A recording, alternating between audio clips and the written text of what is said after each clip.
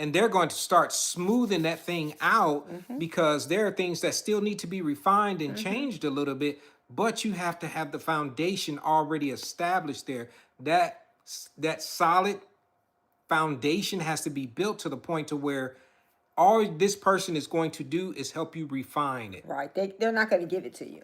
No, because and you're going to be still developing it, but you Yeah. should have a foundation from it right at the very beginning. And just like Brian, you said you just finished talking about it. What were you guys actually talking about? What point that you guys were talking about as you are joining us here on the Rich Relationship Live? We've been out for a couple of weeks and we joining you guys now. weeks. 3 weeks.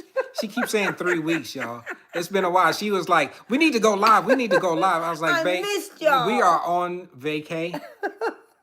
No, No, I didn't want to go live doing vacation. I had. She woulda. I had to say no. We need to take a break Yeah. because we had done sessions, we had done personal counseling, we had done the lives for y'all know how long we have been going live every Saturday, but and so sometimes you got to take a break, y'all. Yes. You got to take a break just to renew. But you made that point, and you said something else at the very beginning. The personal traits and character. When you think about that, kind of goes into the commitment side of things. When you think about the personal traits that you have, those are the things that you are establishing at the very beginning as that individual. But this is where the conversation goes to, do you think the environmental factors play a key in how you are shaping your personal character and your traits? I believe that you're a product of your environment and your choices.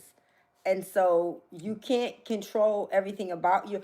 We have to be mindful of what we watch, what we listen to, who we listen to, how much time because one of the things our Pastor Lane used to always say, show me your friends and I'll show you your future.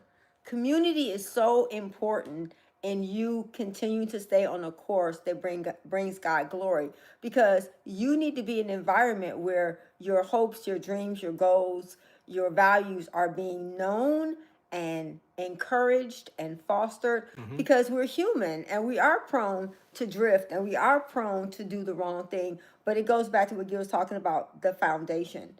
You have to make sure you're building your foundation on a solid foundation, which is Christ Jesus, and understanding that integrity is doing what's right when no one is watching you. This is something we always talk about, is being self-aware. When you are thinking about it, you have to be self-aware to the point that even what your shortcomings are, or we call them growth areas.